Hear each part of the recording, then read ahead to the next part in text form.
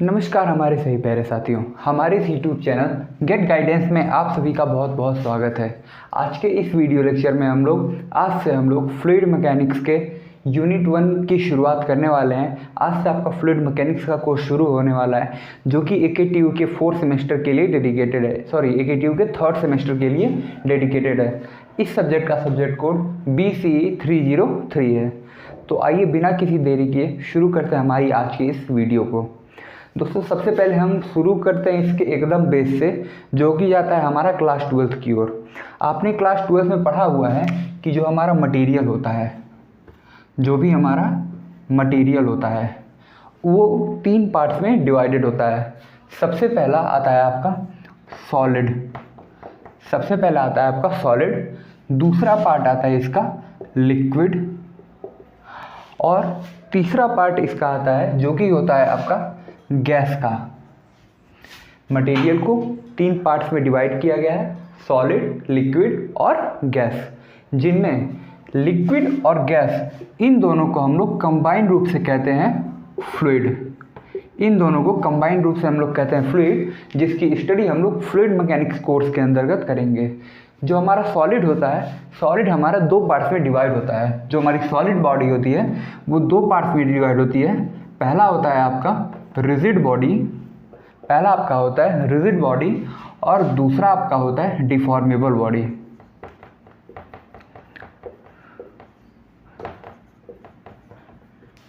पहला आपका आता है रिजिड बॉडी और दूसरा आपका होता है डिफॉर्मेबल बॉडी। जो आपका रिजिड बॉडी है, इसकी स्टडी को हम लोग कहते हैं इंजीनियरिंग मैकेनिक्स, जिसकी शुरुआत भी हम लोग जल्दी ही करेंगे। जो आपका दूसरा बॉडी होता है, जिसे हम लोग डिफॉर्मेबल बॉडी कहते हैं, इस डिफॉर्मेबल बॉडी की स्टडी को हम लोग कहते हैं सॉलिड मैकेनिक्स।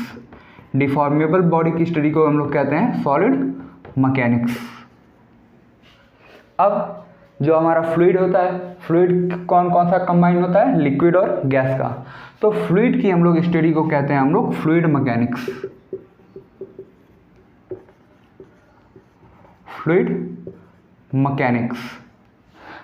मतलब बॉडीज पर फोर्स की स्टडी करना है।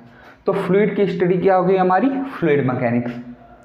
अब फ्लूइड मैकेनिक्स हमारा 3 वेज में किया जाता है। फ्लूइड मैकेनिक्स की स्टडी सबसे पहला होता है स्टैटिक के केस में, जब हमारा फ्लूइड रुका हुआ हो, उस केस में फ्लूइड की स्टडी होगी। दूसरा, जब हमारा फ्लूइड क्या हो, मोशन में हो।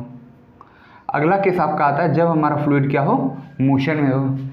स्टैटिक के केस में जो हमारा फ्लूइड होता है, उसकी स्टडी को हम लोग कहते हैं फ्लूइड स्टैटिक्स। स्टैटिक के केस में फ्लूइड की स्टडी को हम लोग कहते हैं फ्लूइड स्टैटिक्स, और मोशन के केस में फ्लूइड की स्टडी को 2 पार्ट्स में डिवाइड किया गया है। मोशन की स्टडी में इसका पहला पार्ट आता है आपका फ्लूइड काइनेमैटिक्स। पहला पार्ट आपका है फ्लूइड काइनेमैटिक्स और दूसरा जो पार्ट आता है वो होता है आपका फ्लूइड काइनेटिक्स। तो यहाँ से आपको क्या देखने को मिला कि जो हमारे मटेरियल होते हैं वो उन 3 पार्ट्स में डिवाइड किया गया उन्हें। पहला सॉलिड, लिक्विड और गैस। सॉलिड बॉडी हमारी 2 पार्ट्स में डिवाइडेड है। पहला आपका आता है रिजिड बॉडी, दूसरा आता है आपका डिफॉर्मेबल बॉडी। रिजिड बॉडी की स्टडी को हम लोग इंजीनियरिंग मैकेनिक्स कहते हैं, डिफॉर्मेबल बॉडी की स्टडी को हम लोग कहते हैं सॉलिड मैकेनिक्स। जो आपका फ्लूइड मैकेनिक्स होता है, इसे 2 केस में स्टडी किया जाता है। सबसे पहला जब फ्लूइड स्टैटिक हो, रुका हुआ हो, और दूसरा केस जब फ्लूइड मोशन में हो। जब फ्लूइड रुका हुआ होता है तो उस केस में फ्लूइड की स्टडी को हम लोग कहते हैं फ्लूइड स्टैटिक्स। जब हमारा फ्लूइड मोशन में होता है तो इस केस में हमारे फ्लूइड के 2 केसेस आते हैं, और पहले केस में पहला होता है आपका फ्लूइड काइनेमैटिक्स, दूसरा होता है फ्लूइड काइनेटिक्स। फ्लूइड काइनेमैटिक्स में हम लोग क्या करते हैं, study of fluid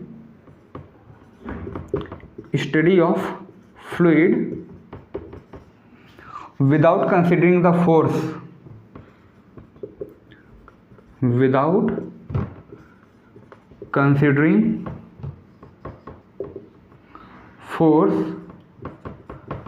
cause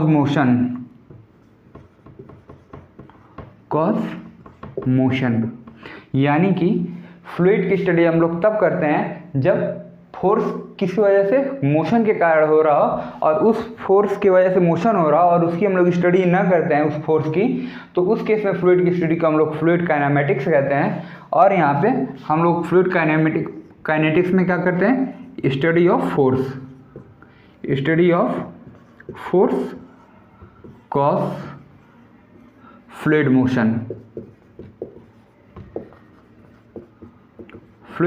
motion. तो ये था आपका ओवरव्यू। अगर आपको ये कन्फ्यूज़न है कि आप इसको याद कैसे करेंगे, तो आप यहाँ पे देखिए ये वाला वर्ड, ये वाला काइनेमैटिक्स में एम ए आ रहा है। एम में क्या होता है, F is equal to M A, Newton second law. और अगर ये आ रहा है तो आपको इसकी स्टडी नहीं करनी है। अगर एम में आ रहा है तो आपको उसकी स्टडी नहीं करनी है, आपको पहले से आ ही रहा है एम ए फोर्स, तो इसलिए आप यहाँ पर फोर्स की स्टडी नहीं करेंगे, आप काइनेटिक्स के अंतर्गत फोर्स की स्टडी करेंगे। तो आप चाहें तो इसे एक रफ फॉर्म में नोट कर सकते हैं। हम इसको मिटा करके फ्लूइड को लिख दे रहे हैं, तब तक चाहे तो आप इसको नोट कर लीजिए।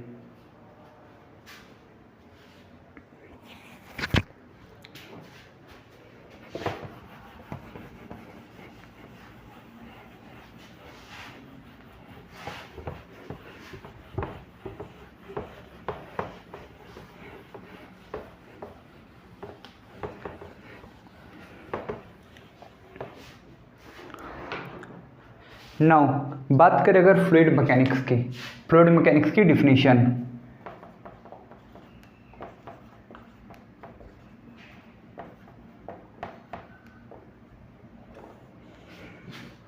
तो fluid mechanics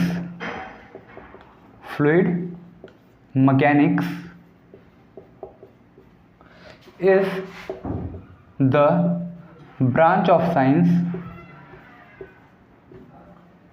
Fluid mechanics is the branch of science in which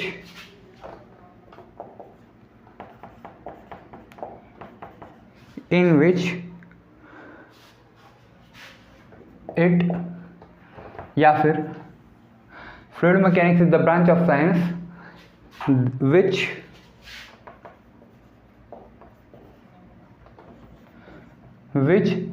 defines the behavior of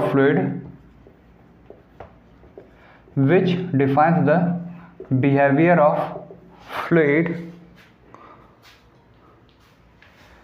fluid के अंदर आपका क्या आता है, लिक्विड आता है और गैस, एट रेस्ट और मोशन। एट रेस्ट और मोशन। यहाँ पर फ्लूइड मैकेनिक्स साइंस की एक ऐसी ब्रांच है जो कि फ्लूइड के बिहेवियर को डिफाइन करती है, चाहे वो आपका फ्लूइड या तो रेस्ट में हो या फिर मोशन में हो सकता है। ये था आपका फ्लूइड मैकेनिक्स का डिफिनीशन। अब फ्लूइड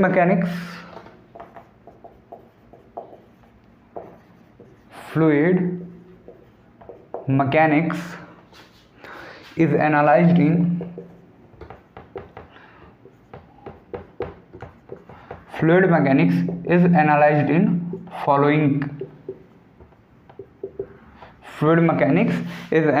in following forms।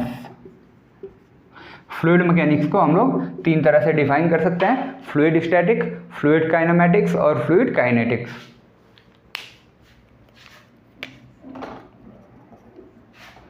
पहला आपका आता है फ्लूइड स्टैटिक्स।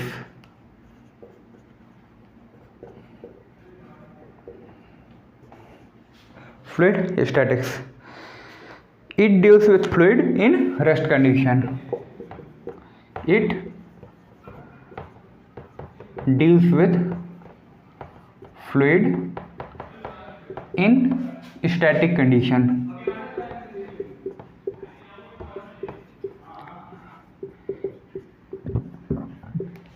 फ्लूइड स्टैटिक क्या होता है, it deals with fluid in static condition.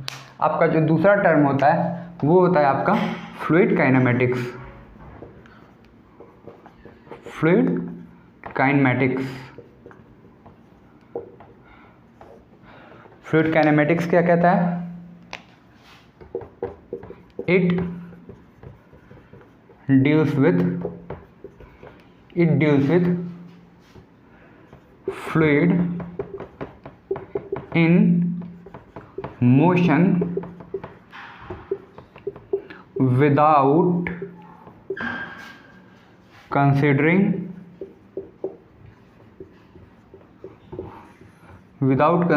force, cause, motion. यानी कि फ्लूइड काइनेमेटिक्स साइंस की वो ब्रांच है जिसमें हम लोग फ्लूइड को मोशन में डील करते हैं, जहां बिना कंसीडर किए जो कि फोर्स उस मोशन को कर रहा है। यानी कि यहाँ पर अगर कोई फ्लूइड है, आपने यहाँ पर एक फोर्स लगा करके इसको एक फोर्स लगाया, फ्लूइड यहाँ पर रुका हुआ था, फोर्स लगाया, फ्लूइड क्या हुआ यहाँ से बह गया, फ्लूइड क्या हुआ बह गया, यानी मोशन में आ गया। तो ये जिस फोर्स के कारण ये फ्लूइड मोशन में आ रहा है, इस फोर्स की स्टडी, इस फोर्स को हम लोग कंसीडर ही नहीं करेंगे एंड देन इसके मोशन की जब हम लोग स्टडी करेंगे तो वो हमारा आएगा फ्लूइड काइनेमेटिक्स के अंदर।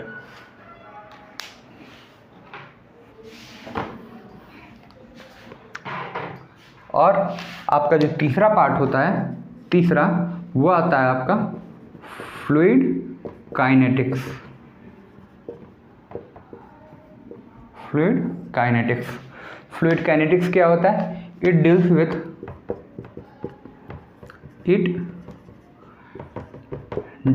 With fluid in motion. यहां पर विदाउट कंसिडरिंग था, विथ कंसिडरिंग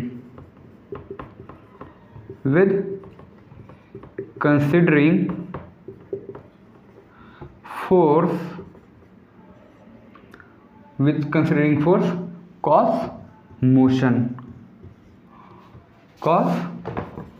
मोशन। यानी कि फ्लूइड की वो ब्रांच जो कि मोशन में डील करती है, फोर्स के जो उसके कारण हो रहा है उसके साथ, वो आपका आएगा फ्लूइड काइनेटिक्स के अंदर। तो आप चाहें तो इसे नोट कर लें, इसे हम लोग फ्लूइड काइनेटिक्स का ही हम लोग कह सकते हैं फ्लूइड डायनेमिक्स। फ्लूइड डायनेमिक्स भी हम लोग कई बार इसको बोल देते हैं।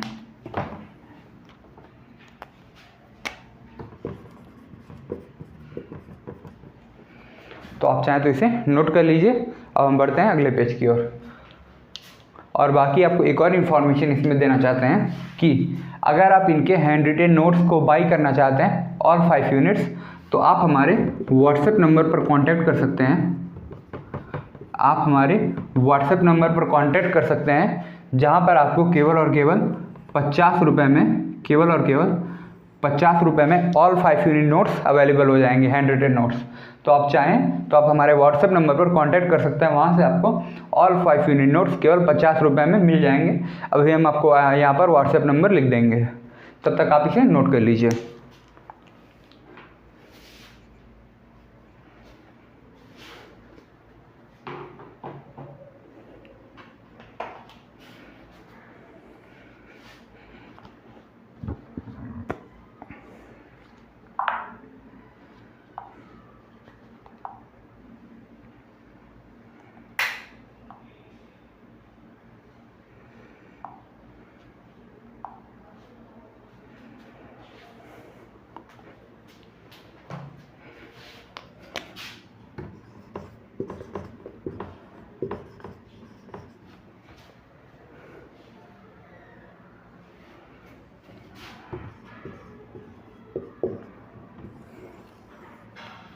आप इस व्हाट्सएप नंबर पर कांटेक्ट करके हमसे आप नोट्स को बाई कर सकते हैं केवल और केवल 50 रुपये में और 5 यूनिट्स, क्योंकि आपके इस क्लासेस को कंडक्ट करने के लिए भी कुछ फाइनेंस लगता है, दैट्स वाई। आप इसे नोट कर लीजिए। हम बढ़ते हैं अगले टॉपिक की ओर।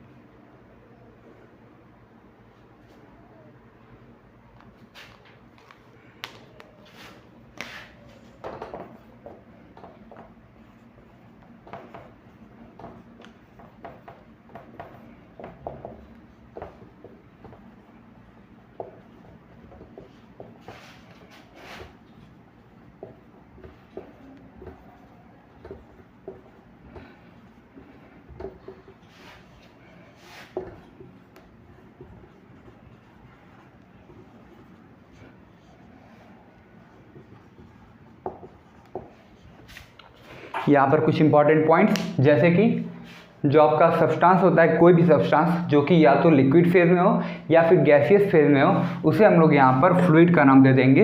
वो हमारा क्या रहता है, फ्लूइड, जो कि हमने आपको स्टार्टिंग के वीडियो में बताया ही हुआ है।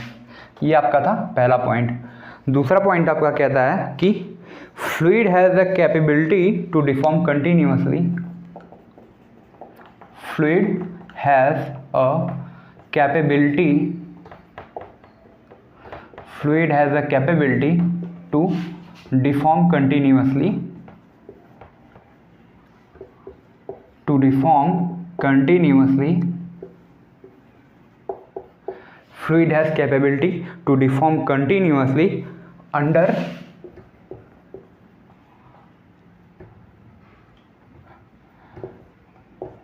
the action of shear force या स्ट्रेस। यानी कि जब भी किसी भी हम लोग फ्लूइड पर shear फोर्स या shear स्ट्रेस लगाते हैं तो उसकी वजह से जो हमारी फ्लूइड होती है वो कंटिन्यूसली डिफॉर्म होती है। ये हम इसको एक फिगर से समझ लेते हैं। यहाँ पर आप यहाँ पर देख लीजिए कि यहाँ पर मान लीजिए कोई भी फ्लूइड हमारा स्टैटिक कंडीशन में था। स्टैटिक कंडीशन में हमारा कोई भी फ्लूइड था हमारे यहाँ पे। देन क्या हुआ, यहाँ पर आपने इस पर एक टेंजेंशियल फोर्स या फिर शियर स्ट्रेस टाउ अप्लाई किया। यहाँ पर आपने एक शियर स्ट्रेस टाउ अप्लाई किया। ये आपका बाउंड्री सरफेस है। अब ये बाउंड्री सरफेस पर हमारा फ्लूइड का मोशन 0 होगा। अभी हम इसको आगे बताएंगे।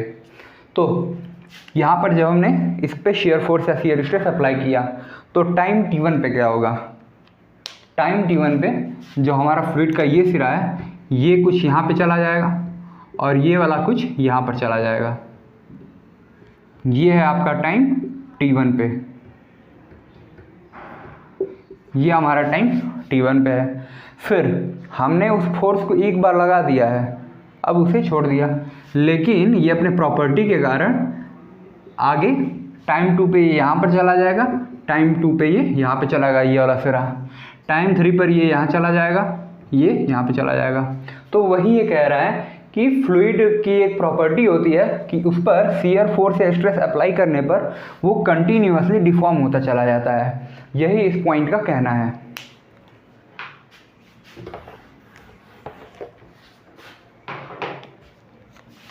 नाउ तीसरा पॉइंट आपका क्या कह रहा है,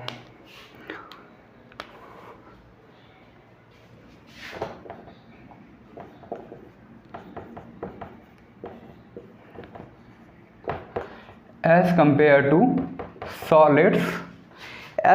to solids, shear stress is proportional to strain. Shear stress is proportional to where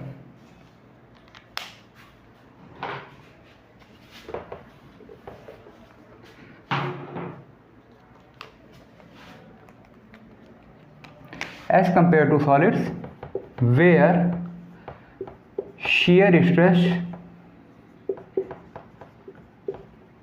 is proportional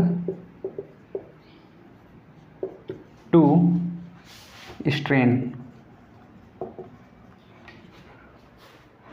In fluid,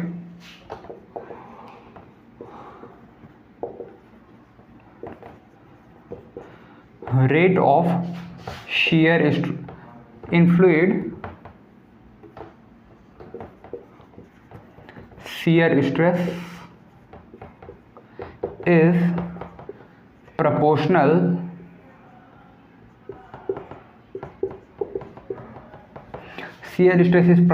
to rate of shear strain, rate of shear strain।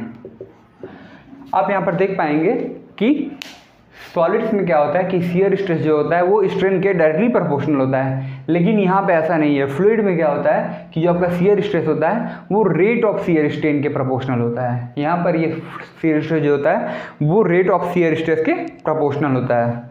Next point,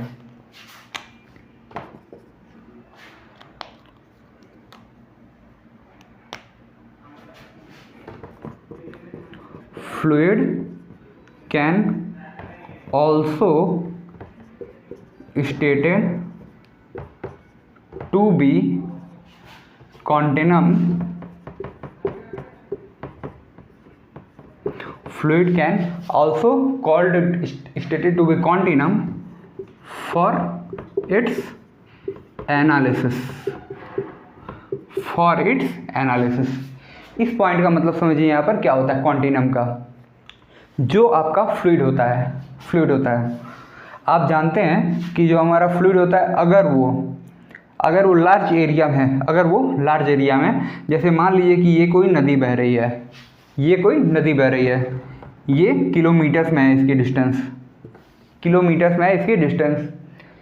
अब आपकी नदी की चौड़ाई कई बार ऐसा होता है किलोमीटर्स में होता है, कई बार कई 100 मीटर्स में होता है। अब यहाँ पर जो एक फ्लूइड है, यहाँ पर फ्लूइड का जो एक पार्टिकल है, पानी का एक पार्टिकल है और दूसरा पार्टिकल है, इनके बीच आप देखेंगे माइक्रोस्कोपिक जूम करके तो आप पाएंगे कि यहाँ पे कुछ गैप है और इस गैप को हम लोग कहते हैं इंटरमॉलिक्यूलर गैप या फिर इंटरमॉलिक्यूलर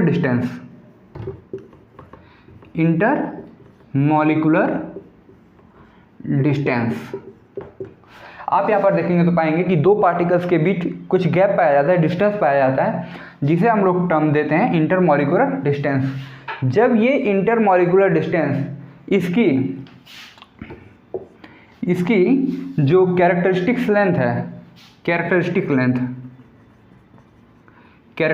लेंथ इसमें चूंकि ये कैरेक्टरिस्टिक लेंथ मतलब जो कि इसको प्रभावित करती है, तो ये कई किलोमीटर्स में है, ये आपके माइक्रोमीटर्स तक, नैनोमीटर्स तक जाता है इंटरमॉलिक्यूलर डिस्टेंस। ये आपका माइक्रो नैनोमीटर्स तक जाता है, माइक्रोमीटर या फिर नैनोमीटर, आप नैनोमीटर मान के चलिए, ये आपके इतने तक जाता है। आपकी जो कैरेक्टरिस्टिक्स लेंथ है वो कई किलोमीटर्स तक है, कई किलोमीटर्स या फिर कई 100 मीटर्स तक है। तो जब आपका जो इंटरमॉलिक्यूलर डिस्टेंस होता है वो कैरेक्टरिस्टिक डायमेंशन या फिर उसकी चौड़ाई से काफ़ी ज़्यादा, उसकी लेंथ से कम होता है, बहुत ज़्यादा कम, तो हम ये मान के चलते हैं उस एनालिसिस के लिए कि जो आपका फ्लूइड का एक पार्टिकल है वो दूसरे पार्टिकल से जस्ट सटा हुआ है, जस्ट जो एडिसेंट है, आपस में फ्लूइड के पार्टिकल सटे हुए हैं। और यहाँ पर हम लोग ऐसा इसको मान सकते हैं जो हमारा फ्लूइड पार्टिकल है वो एक कंटिन्यूअस मास मीडियम है, और कंटिन्यूम को हम लोग कहते हैं कंटिन्यूअस मास मीडियम।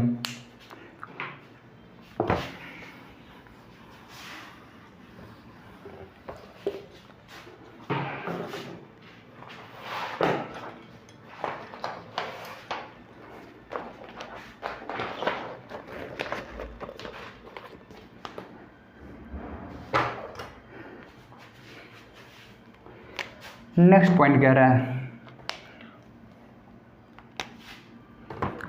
इन मैक्रो सिस्टम। अभी हमने जो बताया उसी का यहाँ पर हम एक्सप्लेनेशन लिखने जा रहे हैं। इन macro system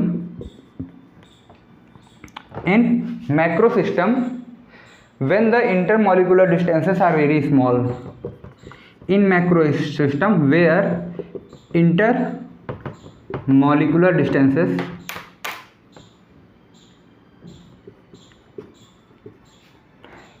are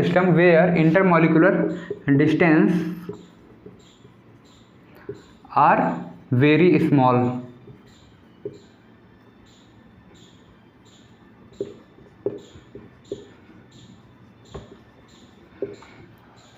in macro system where intermolecular distances are very small as compared to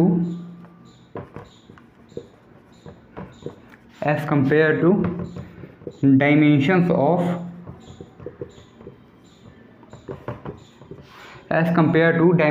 of medium।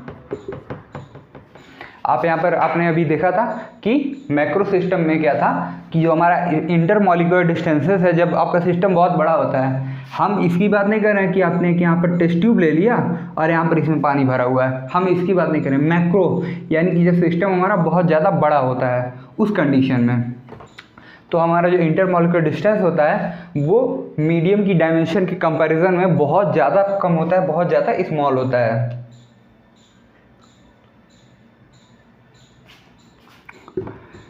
We can assume that in macro system we can assume that one molecule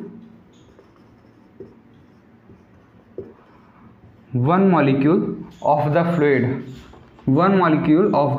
fluid is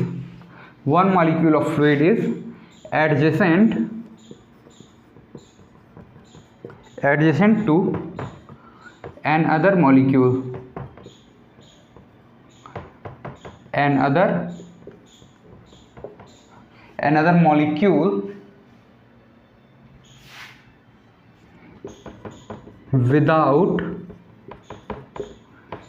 without any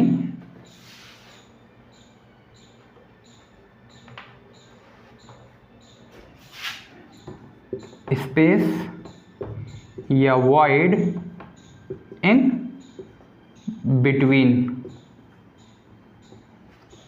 macro system में जो हमारा intermolecular distance होता है वो हमारे medium की dimension के comparison में बहुत ज़्यादा कम होता है, तो इसलिए हम यहाँ पर ये एज्यूम कर सकते हैं कि जो हमारा एक मॉलिक्यूल है वो दूसरे मॉलिक्यूल से आपका एकदम बहुत ही ज़्यादा क्लोज है, बिना किसी स्पेस या फिर वॉइड के।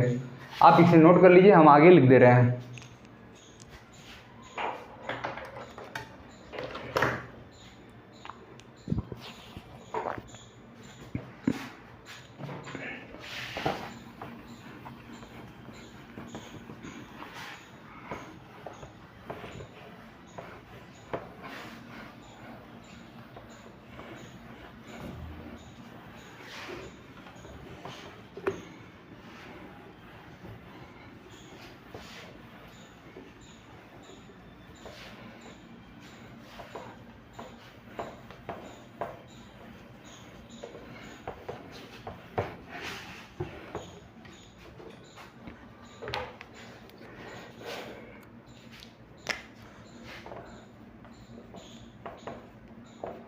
Hence the entire fluid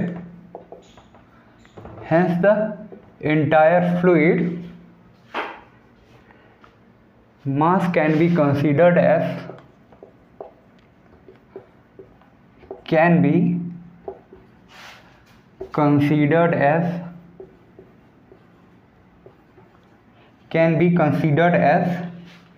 continuum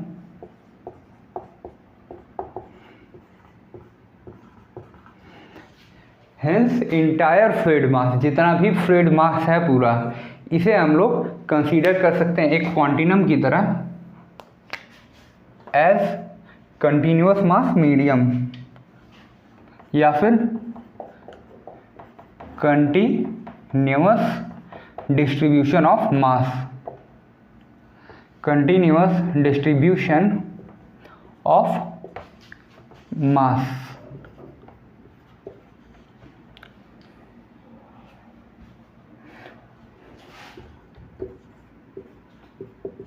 which is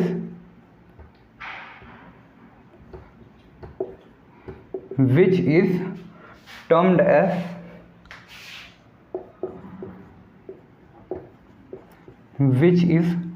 as continuum।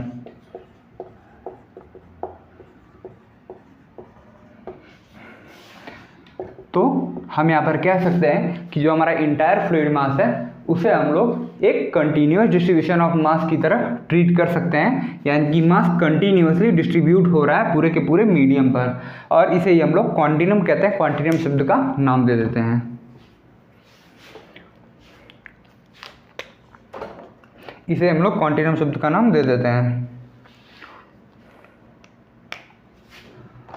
Fluid can be classified as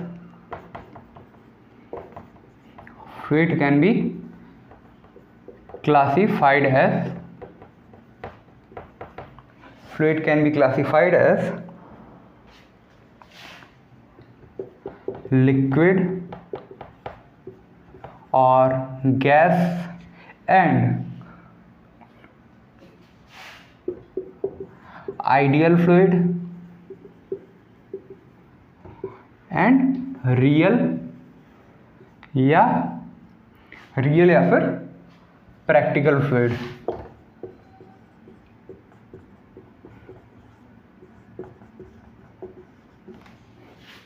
जो हमारा जो हमारा फ्लूइड है उसे हम लोग लिक्विड में, गैस में, आइडियल फ्लूइड में और रियल या प्रैक्टिकल फ्लूइड में क्लासिफाई करते हैं। यहाँ पर हम लोग जो भी फ्लूइड की स्टडी करते हैं वो हम लोग आइडियल फ्लूइड पर करते हैं, और वास्तव में आइडियल फ्लूइड नाम की कोई भी चीज़ हमारी अवेलेबल नहीं होती है हमारे लिए, लेकिन फिर भी हम इस पर करते हैं। क्यों? क्योंकि हम लोग अपनी कैलकुलेशंस को आसान बना सकें और हम लोग अप्रॉक्स उसके वैल्यू तक पहुँच सकें। क्योंकि अगर हम लोगों ने एक्चुअल में प्रैक्टिकल फ्लूइड पर एनालिसिस करने लग गए तो उसका एनालिसिस काफ़ी कॉम्प्लेक्स हो जाता है, और कई सारी चीज़ों को सरल करने के लिए कई सारे कैलकुलेशंस को उनमें कुछ हम लोग अप्रॉक्सीमेशंस लगाते हैं और हमें लगभग प्रैक्टिकल फ्लूइड की तरफ हम लोग रिजल्ट की तरफ पहुंच जाते हैं। दैट्स वाई हमें आइडियल फ्लूइड की यहाँ पर स्टडी करते हैं। तो आप इसे नोट कर लीजिए। अब हम बढ़ते हैं सीधे प्रॉपर्टीज़ ऑफ फ्लूइड की तरफ। आज का नेक्स्ट टॉपिक फ्लूइड और कॉन्टिन्यूम टॉपिक यहाँ पर आपका खत्म हुआ।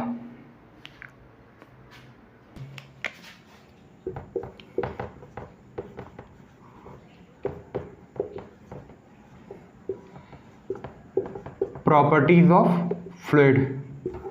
बात करें अगर कि ये प्रॉपर्टीज ऑफ फ्लूइड हमें जानना जरूरी क्यों है। आपने अगर कभी महाभारत देखी होगी तो वहाँ पर शकुनी मामा दुर्योधन से एक लाइन कहते हैं कि रणभूमि में युद्ध हो उससे पहले मनोभूमि में खेला जाता है। ऐसा क्यों? ताकि हम लोग उस युद्ध भूमि के जो वहाँ पर पॉसिबिलिटीज हो सकती हैं वहाँ पर हम उसको पहले से एज्यूम कर पाएँ और उसको टैकल करने के लिए हम क्या क्या प्लान बना सकते हैं उसे हम लोग वहाँ पर देख पाएँ।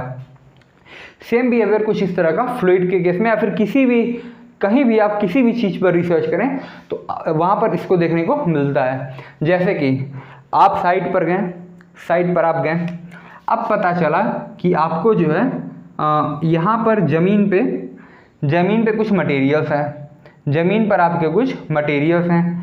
अब आपको क्या करना है कि इसको कम से कम 12 मंजिल तक पहुँचाना है। 12 मंजिल तक आपको पहुँचाना है। अब 12 मंजिल तक आपको अगर इसको पहुँचाना है तो पहली बात तो सीढ़ी से तो जा नहीं सकते, तो 12 मंजिल छोड़िए, आप 3 मीटर ऊपर ही पहुँचाना है इसको, अपने घर के एक तल्ले के ऊपर पहुँचाना है। अगर आपके पास ज़्यादा लेबर नहीं है, अगर आप थोड़े से इंजीनियरिंग का दिमाग लगाए हैं तो आप यहाँ पे क्या कर सकते हैं कि फ्लूइड के हाइड्रोलिक प्रेस सिस्टम आता है। हाइड्रोलिक प्रेस में क्या होता है कि ये कुछ इस प्रकार से बना होता है। यहाँ पर कुछ इस प्रकार से बना होता है। यहाँ पर आपका पिस्टन होता है, इसके अंदर आपका फ्लूइड भरा होता है, इसके अंदर आपका फ्लूइड भरा हुआ है। इसके ऊपर हम लोग मटेरियल को रख देते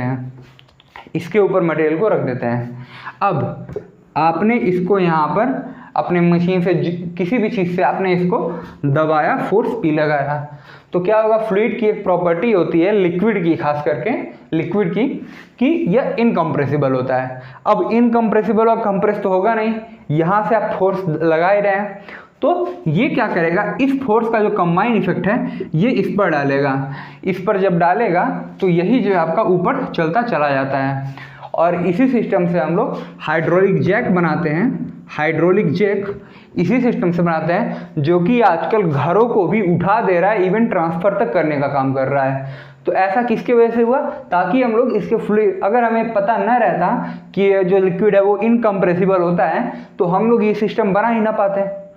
दैट्स वाई द रीज़न कि हम लोगों को फ्लूइड के प्रॉपर्टीज़ की स्टडी करनी होती है। तो हर चीज़ के पीछे एक पर्पज़ होता है, उस पर्पज़ को आपको जानना काफ़ी ज़्यादा ज़रूरी होता है। बढ़ते हैं इसके प्रॉपर्टीज़ की तरफ।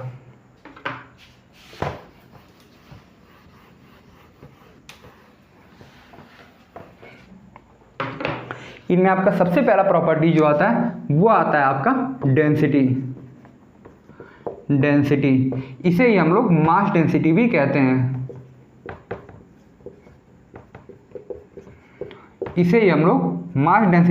हैं।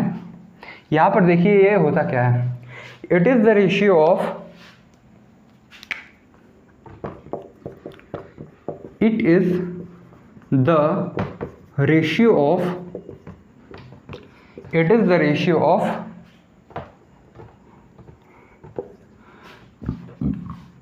mass of fluid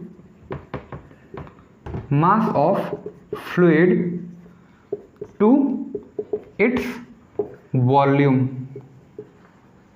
It is the ratio of mass of fluid to its volume, यानी कि किसी भी फ्लूइड का उसके मास और उसके वॉल्यूम का जो रेशियो होता है वही हमारा डेंसिटी या फिर मास डेंसिटी कहलाता है. It is denoted by the symbol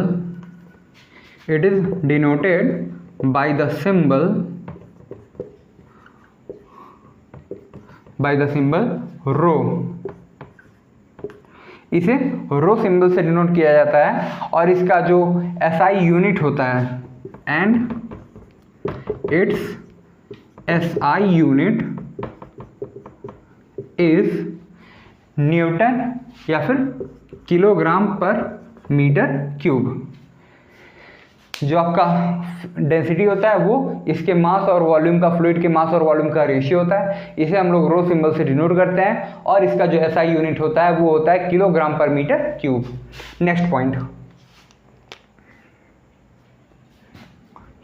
density of liquid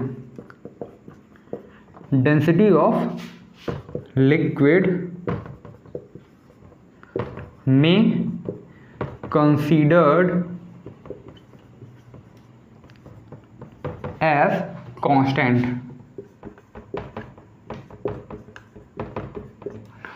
जैसा कि हमने आपको हाइड्रोलिक जैक का एग्जांपल दिया था, ये इसकी डेंसिटी के प्रॉपर्टी पर ही बेस्ड है.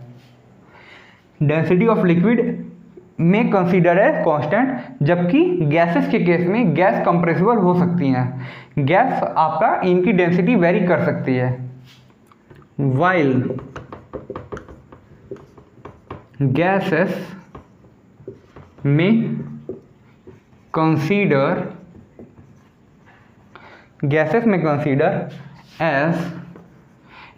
Consider as variation of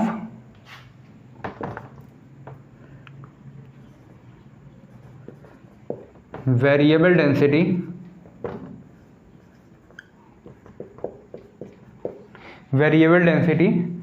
with respect to change of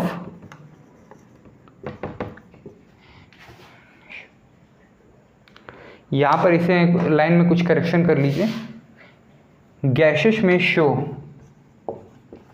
gases आपको वेरिएबल डेंसिटी शो कर सकती हैं with respect to change of temperature and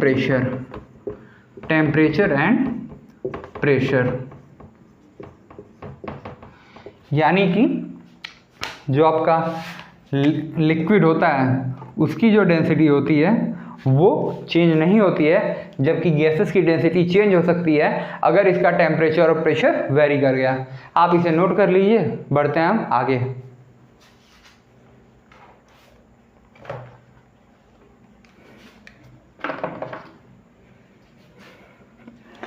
यहाँ से इसको मैथमेटिकली अगर लिखना चाहें अगर, तो इसे हम लोग क्या लिख सकते हैं, rho is equal to mass divided by volume of fluid, यानी कि मास m और volume v.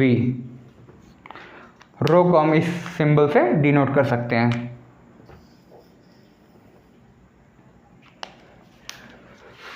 Note this one.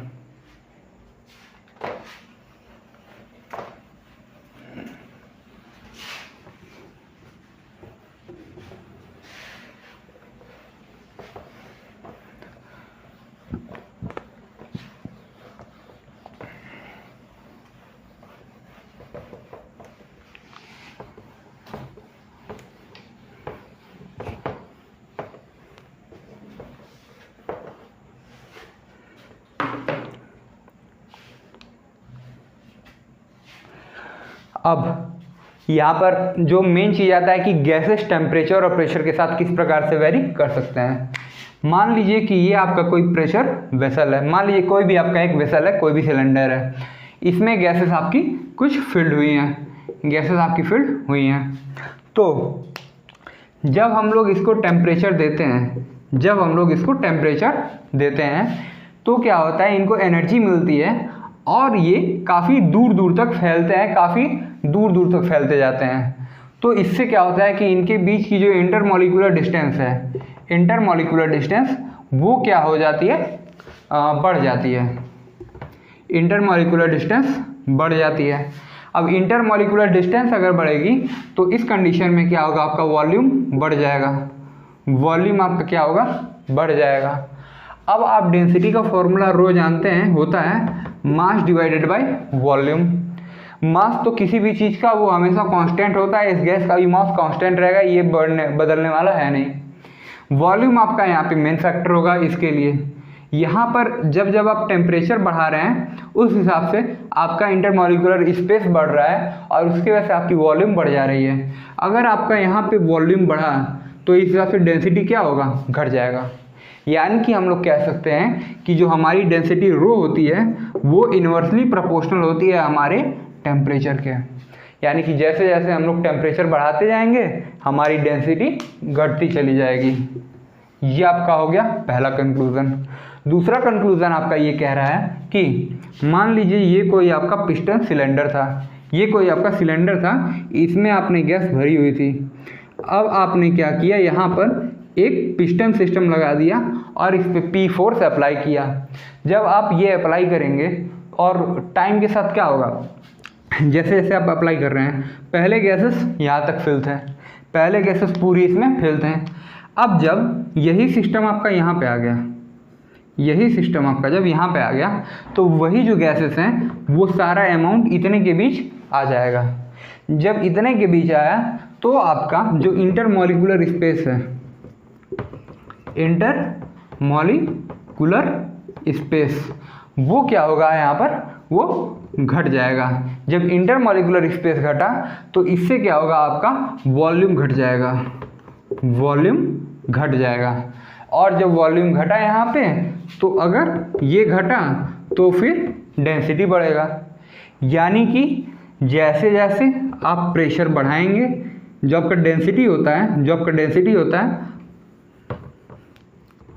Density is directly proportional to pressure. दूसरा कंक्लूजन आपका यहाँ से ये निकल करके आ रहा है, ये आपका दूसरा कंक्लूजन निकल करके आ रहा है। अब हम इसको थियोरी वाले फॉर्म में लिख लेते हैं।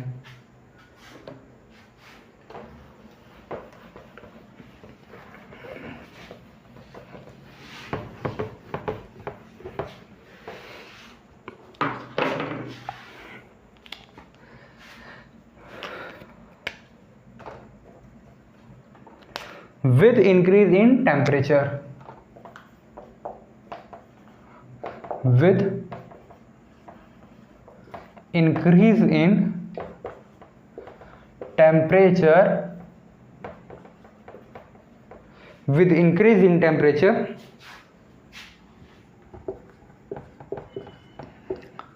molecular activities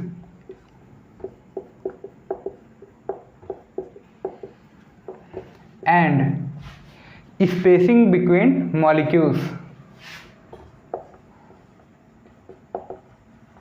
spacing between molecules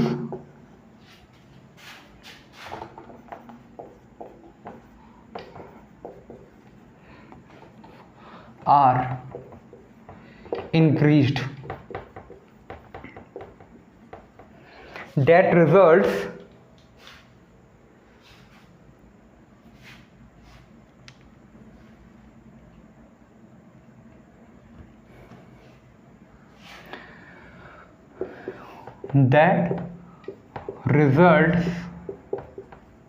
less number of molecules, less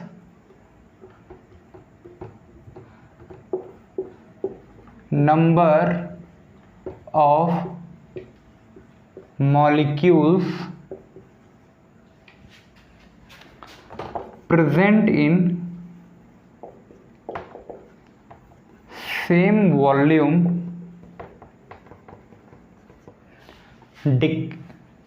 decrease, number of molecules present in same volume decreases, जो कि क्या करेगा, which results in decrease of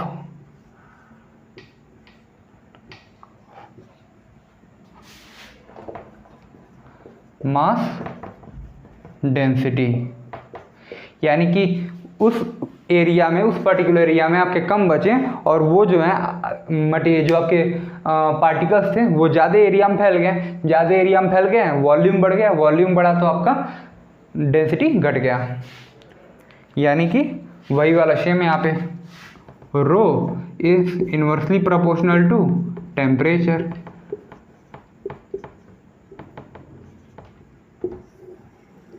row is inversely proportional to temperature. Next point आपका pressure को लेकर के, with increase in pressure,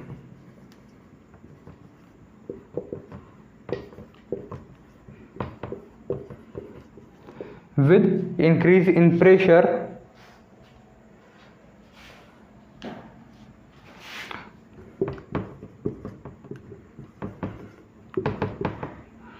large number of molecules can be forced, large number of molecules can be forced into same volume. Large number of molecules same volume में fit किए जा सकते हैं, जिससे कि क्या होगा,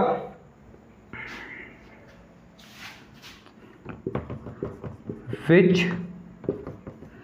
results in increase of mass density, mass density. यानी कि आपका जो रो है, रो वो किसके प्रोपोर्शनल है, डायरेक्टली टेम्परेचर के, टेम्परेचर। आप खुद सोचिए कि अगर कोई भी क्लास है और अचानक से उसमें आप लोग खुद ही बचपन में जाते होंगे अपने स्कूलों में, जैसे ही घंटी बजी नहीं, मैक्सिमम बच्चे गायब क्लास से। जब मैक्सिमम बच्चे क्लास से गायब हो जाते थे तो बच्चों की संख्या तो रूम में कम रह गई, तो आपका रूम कुछ खाली खाली सा लगता था, यानी कि उसकी डेंसिटी कम हो गई। जैसे ही प्रेशर आया, यानी कि प्रिंसिपल का दौरा आने वाला है, तुरंत ही बच्चे तुरंत भर गए क्लास में। अब बच्चे तुरंत भर गए तो फिर उससे क्या होगा कि क्लास आपकी भरी भरी लगेगी, वॉल्यूम तो उतना ही है क्लास का। तो इस वजह से आपका यही कह रहा है कि टेम्परेचर इंक्रीज करेंगे, डेंसिटी कम हो जाएगी, प्रेशर इंक्रीज करेंगे, आपकी डेंसिटी बढ़ जाएगी। आपको एक नोट पॉइंट है कि जो आपका एसटीपी पर at STP standard temperature and pressure, जो आपका रो ऑफ वाटर होता है, रो ऑफ वाटर ये होता है आपका 1000 किलोग्राम पर मीटर क्यूब। जबकि जो आपका रो ऑफ एयर होता है, वो होता है आपका 1.292 किलोग्राम पर मीटर क्यूब। तो आप इसे नोट कर लीजिए।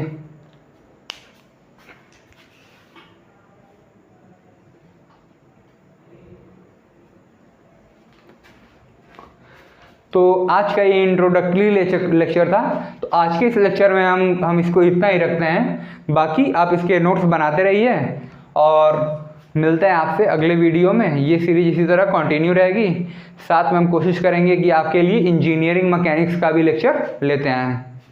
आप कमेंट में बताइएगा अगर कुछ भी इम्प्रूवमेंट करना होगा इसमें। तो धन्यवाद।